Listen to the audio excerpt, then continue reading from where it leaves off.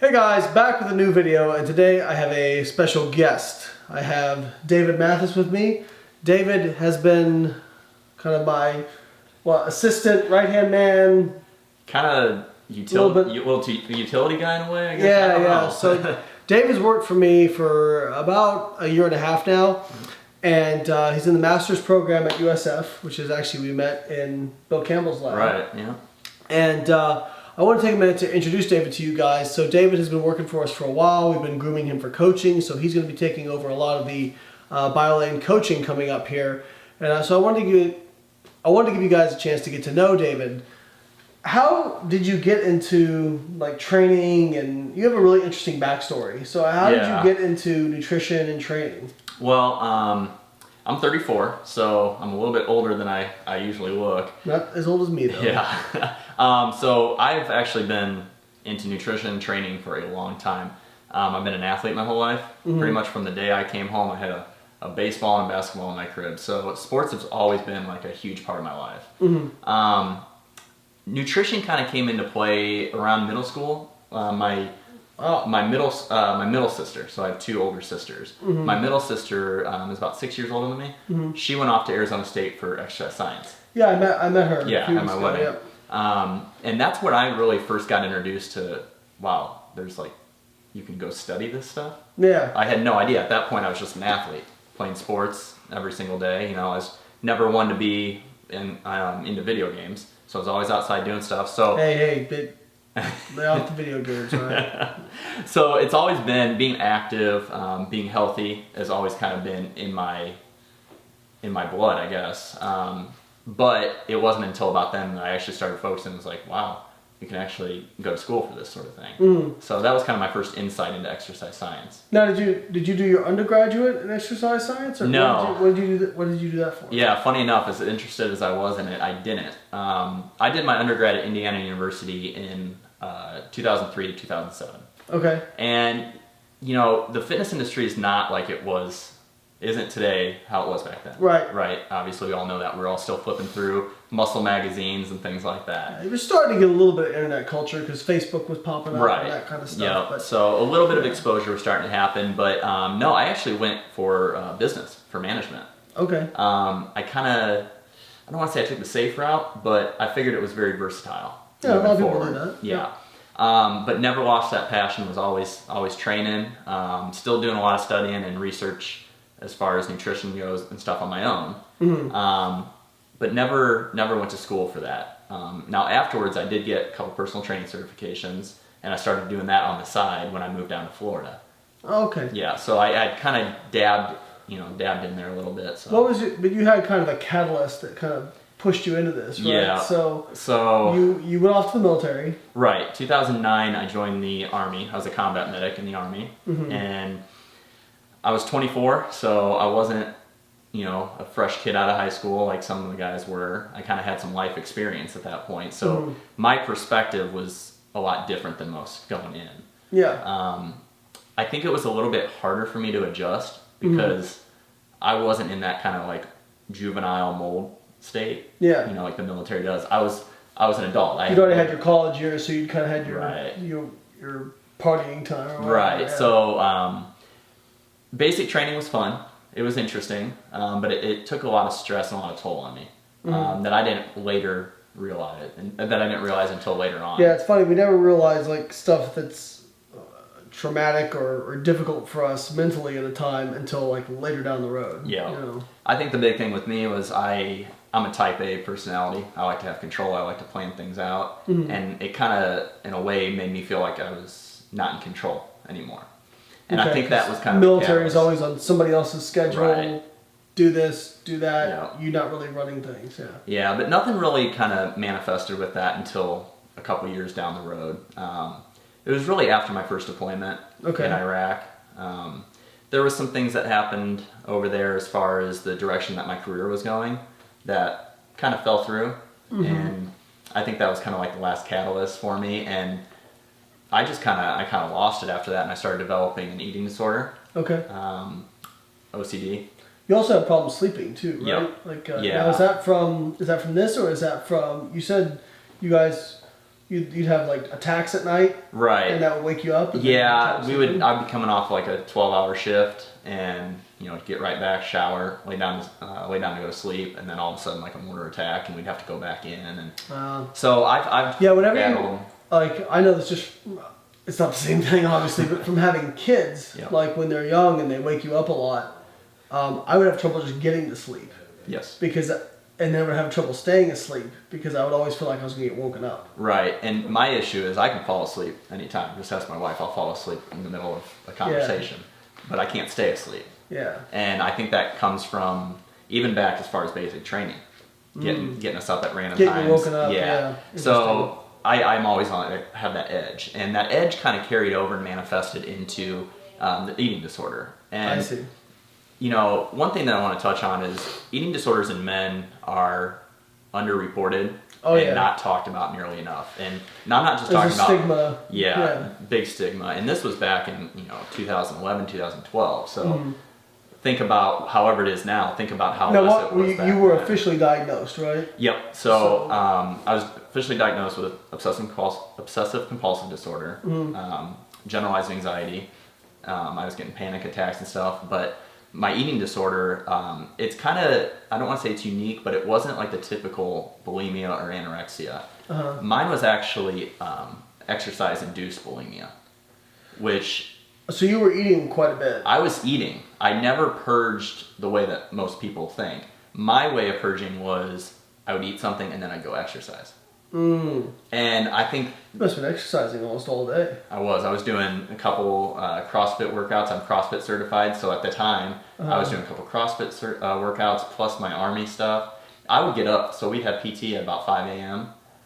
Because I can't sleep, I would be up at 3. I'd go to the gym on base because it was open 24 hours. Wow. I'd go to the gym on base, get a workout in, and then go to Army PT, and then do another one later on in the day. And I come to find out, and talking through therapy and everything, that it was my way of taking control back. So eating disorders are that's rarely... actually something you read a lot, and people who have the nutrition, like anorexia. Yeah.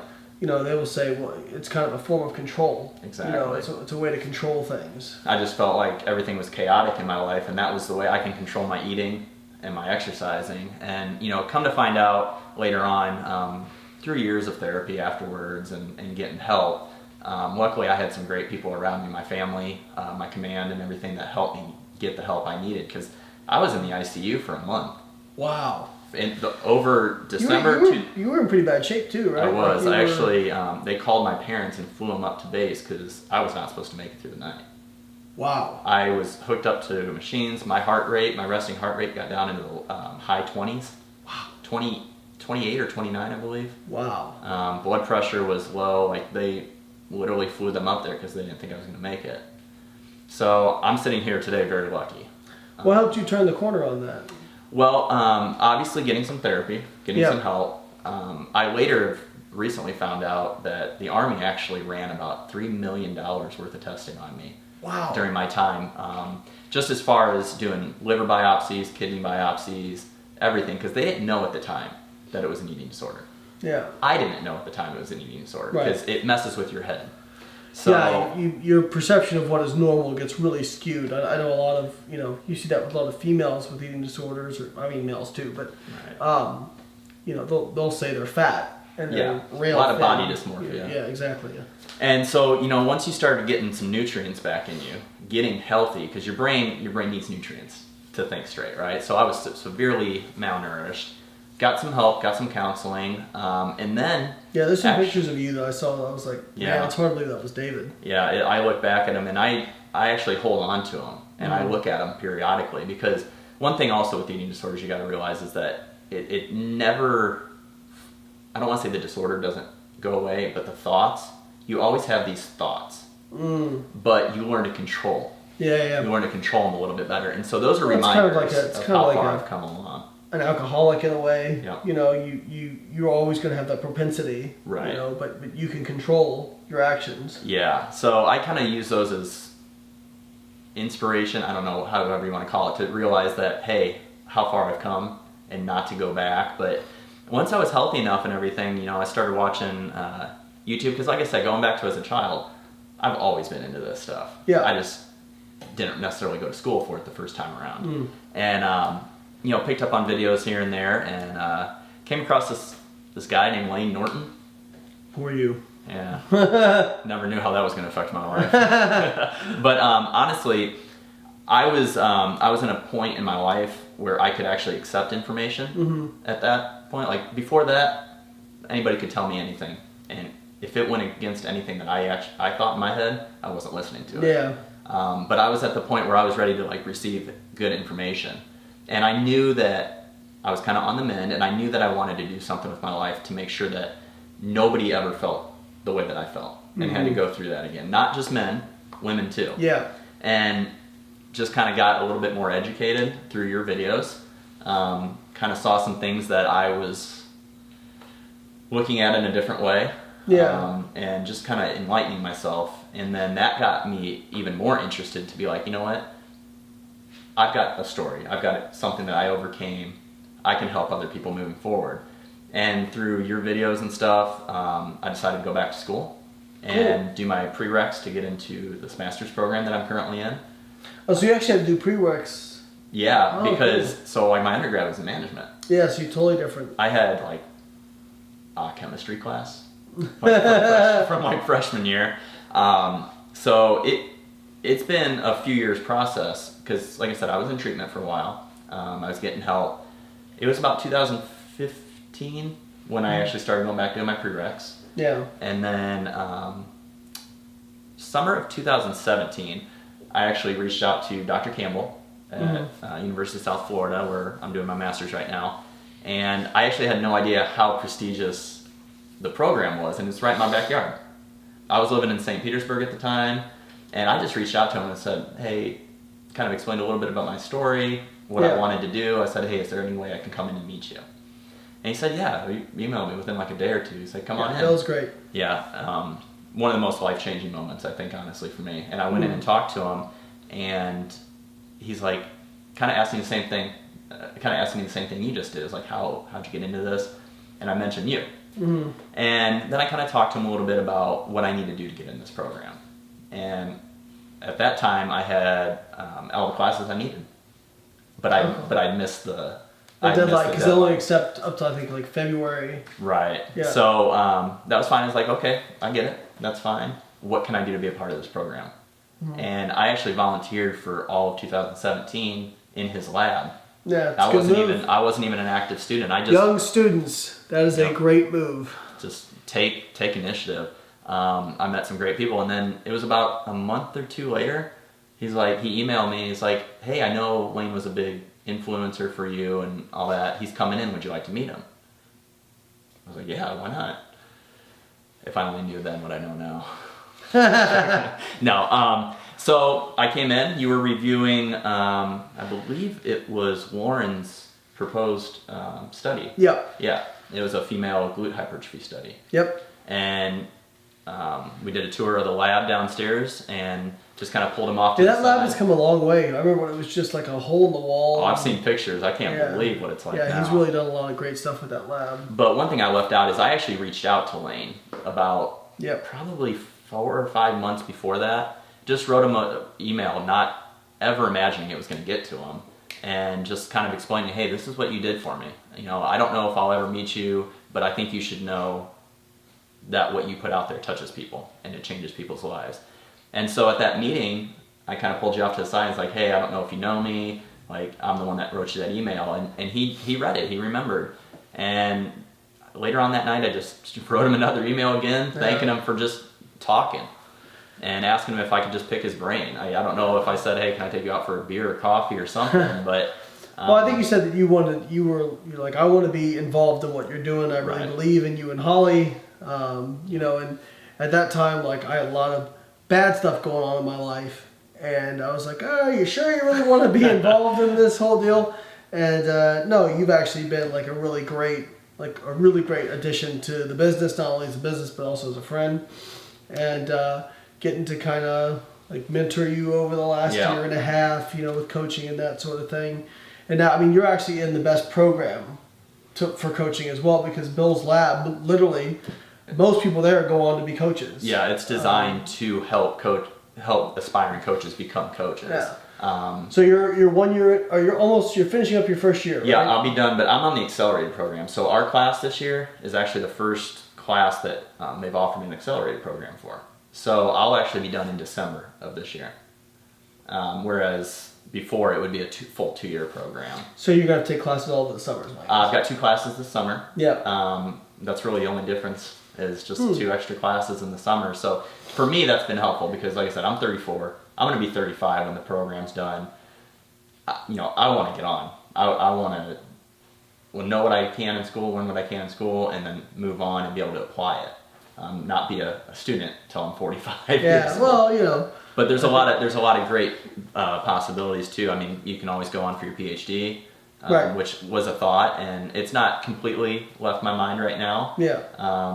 But this program's great because it sets you up for that road if you want to. So have you found it compared to, so you have like starkly different backgrounds. So you've had military, now there's academia, right? Yeah. How have you found that comparatively? It vastly different. Yeah. But at the same time, what I learned in the military has helped me tremendously with school. Right. I'm a completely different student now at 34 than I was at 20. Yeah. 18, 19, 20. But Well, also probably just military, you having to be on time and accountable. Like that's probably time management skills is a huge thing. Yeah. Especially with the I always say in travel grad school, you have more time to do stuff. You have more stuff to do, but you have more time to do it. In terms of you're not in the class necessarily, that sort of thing. So, but if you're great with time management, you'll do really well. If you're not, you'll struggle. Yeah. And one thing that's been great about using my military experience with working with clients too is organization and also leading people. Yeah. Because I was put into a few different leadership roles while in the military. And so I kind of used that experience to help try to lead my clients. Yeah. So understanding the full picture. Yeah, and you do great with that stuff because I've watched over you and how you've coached for the last year, and you've done a great job. And you're also you've been great for the business because you pretty much manage everything. So if anybody came to the Arnold or the Olympia, David was pretty much running those booths, and has just been a great addition to the business. So well, I think one thing you told me when I first came on, I remember sitting there in your office with you and Holly, and you're like, what do you want to do? What is your goal? Yeah. And I basically looked at you, and I don't know if this was cocky or what, it was like, I want to do what you do. Well, it's funny you say that because I met Dr. Joe Klimzetsky when I was 19 years old, and another Indiana boy. And Joe was my first bodybuilding coach, and Joe had a PhD in nutrition and was, that's what he did. He coached people for a living, and I never even knew that was a job, And I sat down with him. I was getting ready to do his show. He was promoting a show, and I said, we were going over nutrition. All this. I'm thinking, this is so awesome. Yeah. How cool would it be to just do this for a living? And I just kind of blurted out. I was like, I want to do what you do.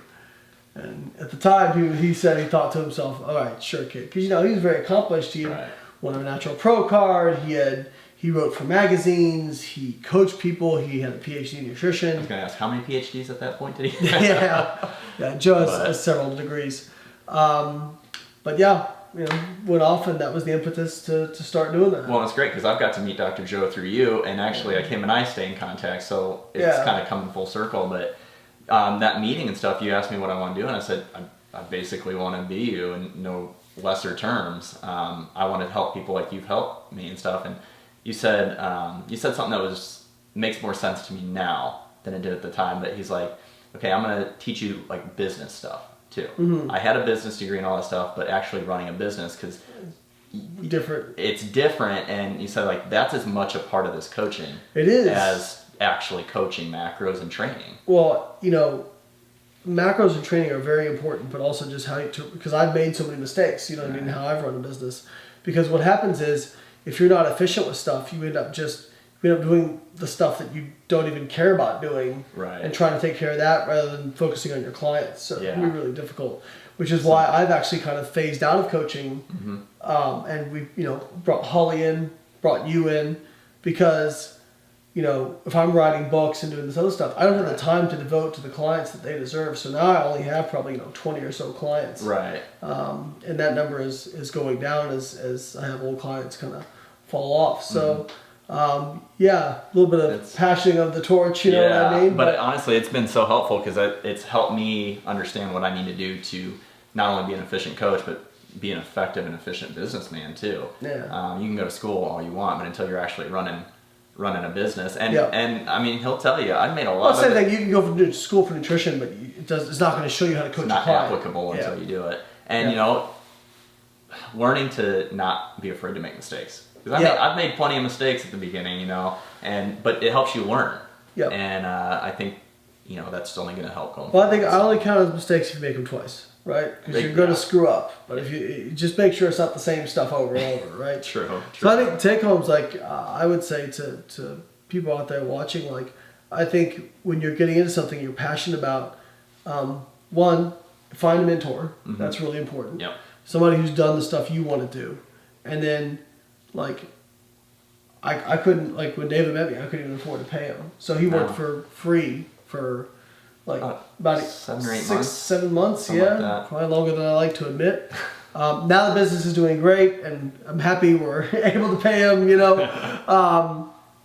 But yeah, offer to take somebody out for coffee, take somebody out for a beer or wine or whatever it is. Take them out to lunch. And just hey, what can I do for you? Right. You know what I mean? Worst case scenario, they say they might say no, but they might say yes. So and then also education is very important. So if you've got education, but you've also got a mentor to show you these things, and this goes for anything, whether it be nutrition and training, business, entrepreneurship, whatever. It's so much easier when you can have somebody to show you, but also layer that with also being educated. So another thing that's kind of go along with the education too is that there's a lot of great coaches out there that don't have education. Yes. There's obviously, we know a lot that are not good coaches that don't have education too. Correct. I would say the big thing with education that I've learned is not so much about macros. I knew that. You can educate yourself on that. There's plenty of resources, right? I think the biggest thing that I took away was case studies that we read, research papers that we read, and actually find out the intricacies of coaching, why certain things, why changes are being made. Yeah. I've come to you many times why did you change, especially at the beginning? Okay, why did you change that? Why is it? And every single person's a different case study. I think I think I always make the comparison of, it's like an artist, it's like an architect. An architect has to be good at drawing, so artistically. They also have to know math really well, okay? Now, if you have an artist, they could copy what an architect does, but they're not going to know why they're doing it. Right. And if you ask them to do something from scratch, they don't have the knowledge base to do that. Whereas because an architect understands the underlying principles of everything, they can make something from scratch. Yeah. So that makes sense. I think coaching the same way. I think you can be a good coach without formal education, but I think if you do it right, and you have all the qualities that make you a good coach, because not everybody is fit to be a coach. That's a good point. But if you have all the qualities to be a good coach, education can only help you. Yeah. So absolutely. All right, guys. Well, we hope you enjoyed the video, learned a little bit. If you'd like to reach out to David, his email is david@biolayne.com. And we're going to have more stuff with David in the future, and looking forward to a bright future in the company. Absolutely. Cool, bud. Thanks, guys.